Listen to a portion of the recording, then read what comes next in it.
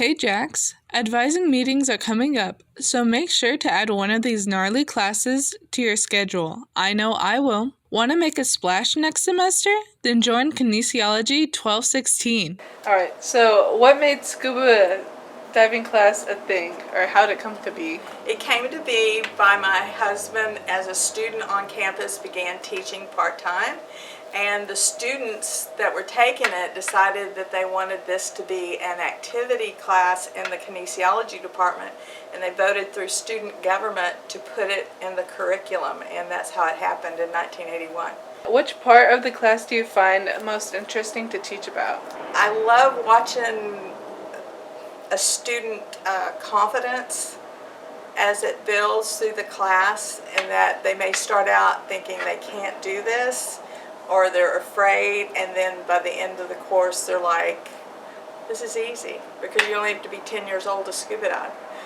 So but it is easy. You already know how to breathe. What part of the info from class do you think students find interesting? Probably the environmental part, but you really need to ask the students. For me, it was environmental. That's how I got into it, as an environmental biology major.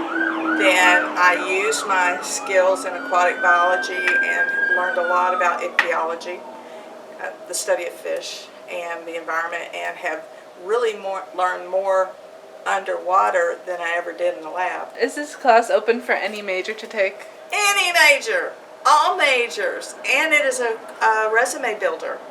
It's a resume builder for environmental students. It's a resume builder for forestry students, criminal justice, hospitality. You're going to go work on an island somewhere in the hospitality division, why not take scuba diving with you? We've placed people from the university program that graduated from SFA. We have 2 of them running the neutral buoyancy lab at NASA. Okay, and then we also have several that are working up in Oregon for the Parks and Wildlife, and we have several in the forestry division. So I mean, they've gone everywhere, and some have started their own scuba programs at other universities. If scuba diving isn't your speed, why not check out The History of Jazz or The History of Rock with the self-proclaimed SFA legend Herbert Midgley. That's Music 1306 006 Jazz and Music 1306 004 Rock. Why specifically, if you did get to choose the genres, did you pick rock and jazz history to teach about? Well, I love all music, and I really enjoy teaching the classical appreciation classes as well. I play guitar, so it kind of gravitates both towards jazz and rock and roll. And again, as a kid, when I was in my youth, I played a lot of rock and roll music. So when I had an opportunity to teach a jazz appreciation class and a rock appreciation class, I jumped right on that, because I love this kind of music, and I love being able to share that, and also be able to talk about how there's a lot of common elements with jazz and rock, along with classical music. We have melodies and harmonies and textures and things like that, and form and structure. So it doesn't matter if it's classical music or jazz or rock, they're all connected together. Which part of the class do you find interesting to teach about?